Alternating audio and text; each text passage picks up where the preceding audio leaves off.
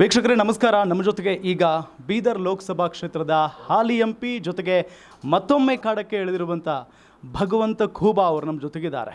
ಈ ಕ್ಷೇತ್ರದಲ್ಲಿ ಸಾಕಷ್ಟು ಅಭಿವೃದ್ಧಿ ಆಗಿದೆ ಅಂತ ಹೇಳಿ ಭಾಳಷ್ಟು ಜನ ಹೇಳ್ತಾ ಇರೋದು. ಇನ್ನೂ ಕೆಲವೊಂದಿಷ್ಟು ಜನರಿಗೆ ಇಲ್ಲ, ಭಗವಂತ ಖೂಬಾ ಅವರು ಭಾಳಷ್ಟು ಅಭಿವೃದ್ಧಿ ಮಾಡಬೇಕಾಗಿದೆ, ಈ ಬಾರಿ ನಾವು ಅವರಿಗೆ ಮತ್ತೊಮ್ಮೆ ಅವಕಾಶವನ್ನು ಮಾಡಿ ಕೊಡ್ತೀವಿ ಅಂತ ಕೂಡ ಮಾತನಾಡ್ತಾ ಇದ್ದಾರೆ.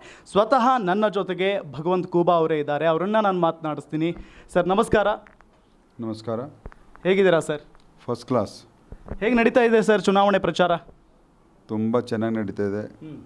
ನಮ್ಮ ಕಾರ್ಯಕರ್ತರು, ನಮ್ಮ ಮುಖಂಡರು ಹಗಲು ರಾತ್ರಿ ಮನೆ ಮನೆಗೆ ತೆರಳಿ ಮತದಾರರ ಸಂಪರ್ಕವನ್ನು ಮಾಡಿ ಅವರಿಗೆ ಮೋದಿ ಸರ್ಕಾರದ ಹಾಗೂ ನನ್ನ 10 ವರ್ಷದ ಸಾಧನೆಗಳನ್ನು ಮನವರಿಕೆಯನ್ನು ಮಾಡಿಕೊಟ್ಟು ಮತ್ತು ಕಾಂಗ್ರೆಸ್ಸಿನ ತುಷ್ಟೀಕರಣ ರಾಜನೀತಿ, ಕುಟುಂಬ ರಾಜಕಾರಣ, ಹೀಗಾಗಿ ಇಂಥ ಎಲ್ಲ ಪ್ರಚಾರವನ್ನು ಮಾಡಿ ತುಂಬ ಯಶಸ್ವಿಯಾಗಿ ಪ್ರಚಾರವನ್ನು ನಡೀತಿದೆ.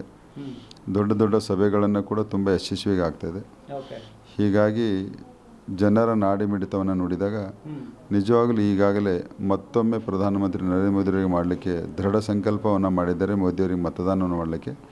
ಹೀಗಾಗಿ ಪ್ರಚಂಡ ಬಹುಮತದಿಂದ 3 ಲಕ್ಷಕ್ಕೂ ಮೇಲ್ಪಟ್ಟು ಅಂತರದಿಂದ ಗೆಲ್ತೀವಿ ಅನ್ನುವಂಥದ್ದನ್ನು ಕಾರ್ಯಕರ್ತರಲ್ಲಿ ವಿಶ್ವಾಸ ಇದೆ.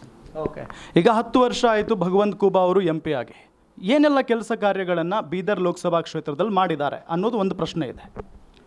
ಸಾಮಾಜಿಕ ಸುರಕ್ಷತೆ ಯೋಜನೆಗಳು ಮತ್ತು ಮೂಲಭೂತ ಸೌಕರ್ಯಗಳು, ಹೀಗಾಗಿ 1 ಲಕ್ಷ ಕೋಟಿಗೂ ಹೆಚ್ಚು ಅನುದಾನವನ್ನು ಕ್ಷೇತ್ರಕ್ಕೆ ತಂದಿರುವುದು ಮೋದಿ ಸರ್ಕಾರದಿಂದ. ಹೀಗಾಗಿ ಕಳೆದ 10 ವರ್ಷಗಳ ಹಿಂದೆ ಇರುವಂಥ ಮೂಲಭೂತ ಸೌಕರ್ಯಗಳು ಮತ್ತು ಇವತ್ತಿನ ಪರಿಸ್ಥಿತಿ ನೋಡಿದಾಗ ಮೋದಿ ಸರ್ಕಾರದ ರಸ್ತೆಗಳಾಗಿರ್ಬೋದು, ರೈಲ್ವೆಗಳಾಗಿರ್ಬೋದು, ವಿಮಾನಯಾನ ಆಗಿರ್ಬೋದು, ಸಿಪೆಟ್ಸ್ ಕಾಲೇಜ್ ಆಗಿರ್ಬೋದು, ಆಮೇಲೆ ಸೈನಿಕ ಶಾಲೆ ಆಗಿರ್ಬೋದು, ಆಮೇಲೆ ನಮ್ಮದು ಪಾಸ್ಪೋರ್ಟ್ ಸೇವಾ ಕೇಂದ್ರ ಆಗಿರ್ಬೋದು, ಹೀಗೆ ಅನೇಕ ಯೋಜನೆಗಳನ್ನು ತಂದಿದ್ದು ಇದು ಸ್ವಾತಂತ್ರ್ಯ ಭಾರತದಲ್ಲಿ ಪ್ರಥಮ ಬಾರಿಗೆ. ಹೀಗಾಗಿ 65 ವರ್ಷಗಳಲ್ಲಾಗಲಾರದ ಕೆಲಸಗಳೆಲ್ಲವೂ 10 ವರ್ಷದಲ್ಲಿ ಅದೇ ಹೆಚ್ಚಿನ ಪ್ರಮಾಣದಲ್ಲಿ ಮಾಡಿ ತೋರಿಸಿದ್ದೀನಿ.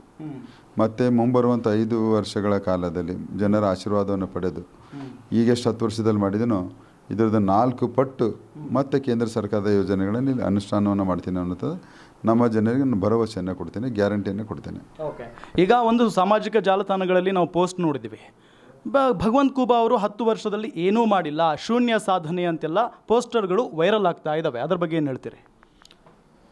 ನನ್ನ ಕ್ಷೇತ್ರದ ಮಹಾಜನತೆಗೆ ಪ್ರತಿಯೊಂದು ನಾನು ಮಾಡಿರುವಂಥ ಕಾರ್ಯಗಳನ್ನು ಸಂಪೂರ್ಣವಾಗಿ ಅವರ ಗಮನಕ್ಕಿದೆ.